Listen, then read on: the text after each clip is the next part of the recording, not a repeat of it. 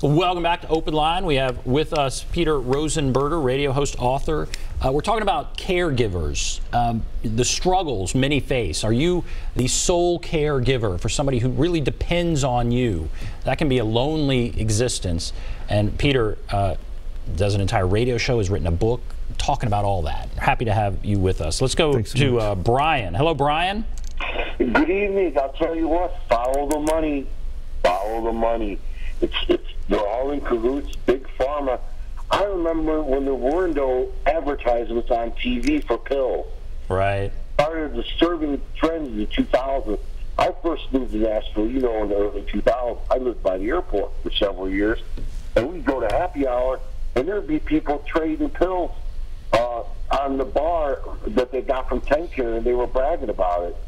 Selling them stuff. I was just like, geez, I was just here to just have a Bud Light. What's going on? And I would, stop going to those places, and it just seemed like I'm trying to remember when the pill thing started, and it started right around. I remember Katrina is around 2004 or something, and then I had a friend who was doing it, and I know he didn't have any problems and stuff. Health problems. He was doing it for the kicks and stuff, and I was like, hey, I want nothing to do with that. Right. And I told Nick in the morning show, we had that one, and I separated my shoulder a couple of years ago, you know that, and I went to Williamson Medical Center, and they put it back in place, and I got some physical therapy. They gave me some pills, and I was like, I took a few of them, I don't know what it was, oxycodone or something. I was like, whoa, these things made me nervous.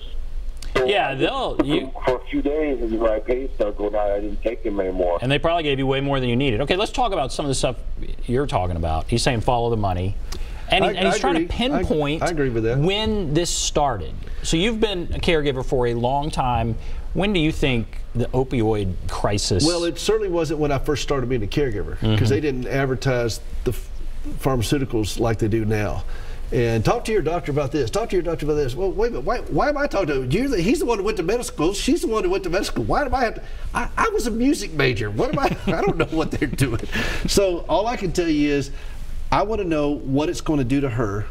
What do I need to do to make sure that she's safe? And then how is this going to affect the family? I do believe that it is follow the money. But back to the chronic pain issue. Chronic pain is a family illness. It's a family event, and treating chronic pain is a family event. Anybody tells you different, they're wrong. Because when you're taking any kind of opioid, well, when you're on chronic pain, for example, it's going to affect every relationship you have. Think about the last time you hurt, and how pleasant were you to be around when you were hurting. Now multiply that times 31 years, and that, or 34 years for Gracie. This is what her reality is, and so it affects all your relationships. It's just difficult to do. And if you're going to put drugs into the situation, you've got to make sure everybody's engaged on what's going on with this person, because sometimes you're talking to the drugs, not to the person. And you need to be aware of that, and somebody needs to remind you of this on a constant. I mean, I have caregiver amnesia, Ben. I mean, I forget everything I learned yesterday. That's why I wrote it down. I mean, my book is so easy. You can read it in the bathroom. I know, because I wrote it there. I mean, I don't think these great deep thoughts here. I'm just trying to survive and hang on and not go down some dark paths, which I have. I'm kind of the crash test dummy of caregivers. I mean, if you could fail at it, I've failed at it. What do you wish you had known going in? So you've been doing this for many years, over 30 years. Over 30 years. What do you wish you had known? Well, I wish I'd known that it would. I wrote a book called 7 Caregiver Landmines and How You Can Avoid Them. Landmine number 7, thinking that it's all up to me, and it's not. And that is the biggest trap that so many caregivers, it's all on me. I've got to figure this out. And no, you don't. You can't. It's too big for you. The hardest issue I deal with as a caregiver, bar none, is knowing what is mine and what is not mine. And that is a difficult thing. It's a gray line. How gray? Charcoal gray. And it is a hard thing to navigate, because you keep overextending. You reach out and grab things that don't belong to you. I need to stay back away from this. And you got to have other people around you who are professionals, who are seasoned people, to help you dial it back a little bit and say, no, that you need to let that one go. Let's let that go. Who are those people? Counselors, social workers, licensed mental health counselors, psychologists, psychiatrists, pastors. But I really recommend a long-term trained mental health professional. Pastors and clergy are very good for the short term, but you're going to need some long-term help. Support groups. There are plenty of support groups out there.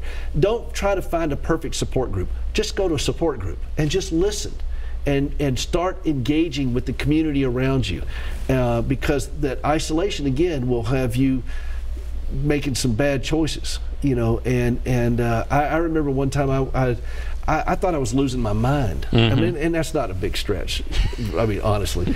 And I went over to Parthenon Pavilion, and I was going to go over there and just walk in, and I went there and I said, "You guys take walk-ins?" And they looked at me kind of odd. I thought, this is Parthenon Pavilion. That could not be the craziest question y'all gotten.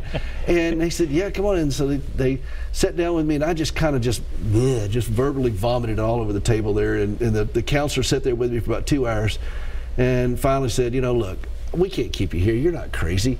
And I said, "Can I get that in writing? Because there's some people that really want to see that." And they said, no, you're not crazy. You're just burnt out. And here's some list of some people that you could see that would help you. And we got a box lunch left over. We've been giving out all day. We got one left. It's tuna fish. You want it?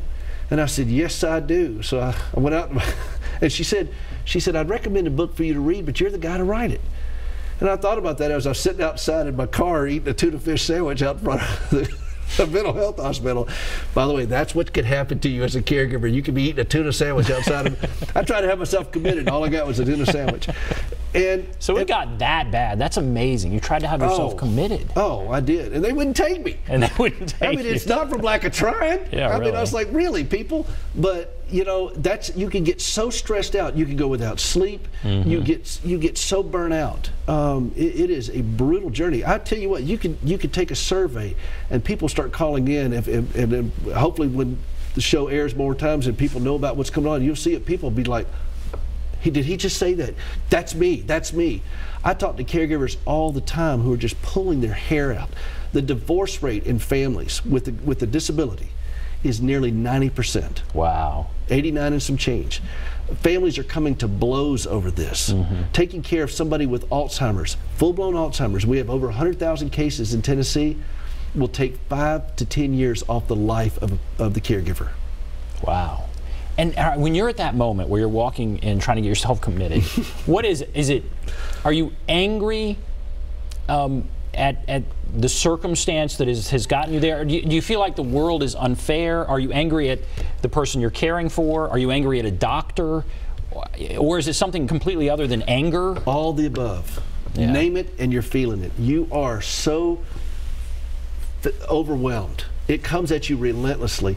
And my goal, my passion for myself and my fellow caregivers is to help us live in these things more calmly. One day we're going to stand at a grave. That's the goal. I can't guarantee it, but that's my goal, is that I'm the one standing, not Gracie.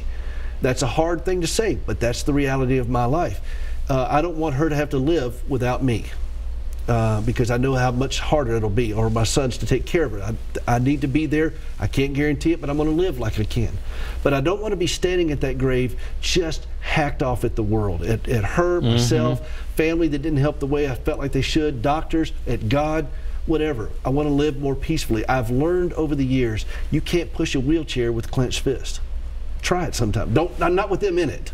I mean, you know, just go off somewhere by yourself with a wheelchair and try it. But you can't do it. And I'm a pianist. I've been playing piano since I was 5, and I majored in it and in music and so forth. I can't play a piano with clenched fist.